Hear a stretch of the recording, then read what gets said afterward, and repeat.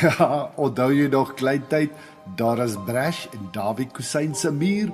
Ons is besig, baie besige mense, wat soms wegleef en weghardloop van stilte af. Moeder Teresa het gesê, we need to find God and He cannot be found in noise and restlessness. God is the friend of silence. See how nature, trees, flowers, grass, grows in silence. See the stars, the moon and the sun, how they move in silence.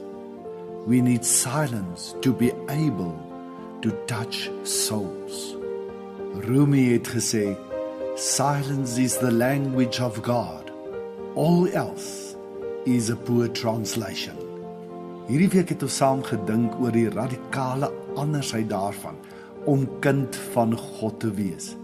Dit wil sê, nie godsdienstig nie, kind van God.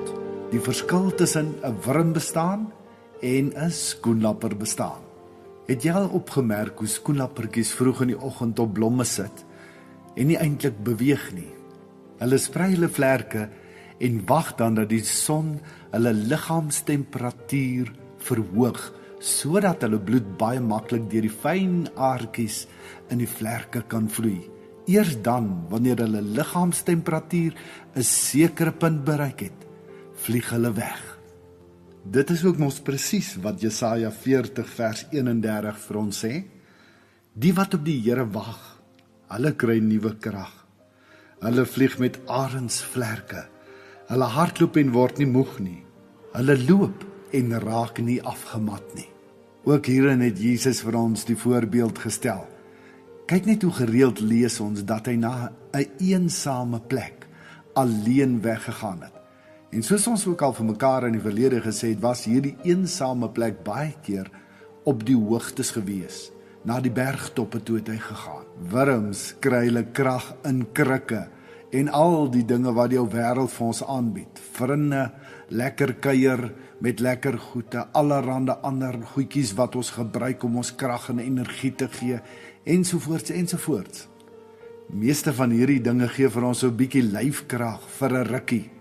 Maar wanneer ek en jy krag soek wat ons in staat stel om te vlieg, dan moet ek en jy stil word by die kragbron van alles, by God self. Nou vir meeste van ons wat so deur die dag skarrel en wat so die heeltyd bedrywig is stilte een van daai dinge wat ons dink, nee, weet jy, ek het nie tyd vir stilte nie. Ek het nie tyd vir stil word nie. Daar's te veel goed wat gedoen moet word.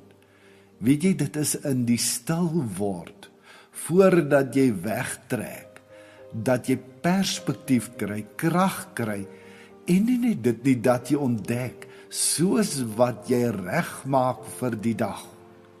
Kom God jou ook uit die toekoms tegemoet en verras hy jou met hoe hy van sy kant af 'n klomp dinge reg kry voordat jy nog daarby uitgekom het. Binne ons konteks kan ek dit so vir jou verduidelik. Dit is omtrent soos 'n beplanningssessie vroegoggend saam met jou vernoot. Net om seker te maak dat julle by alles uitkom, vind daar werksverdeling plaas, gesels julle oor planne, dink julle saam, beplan julle saam. En wat gebeur? Al die dinge is in plek en die dag loop sommer glad. So stil word, het 'n klomp kante. Dit is nie net om jou dagstukkie te sit en lees, op te staan en 'n halfuur later te vergeet wat het jy gelees nie.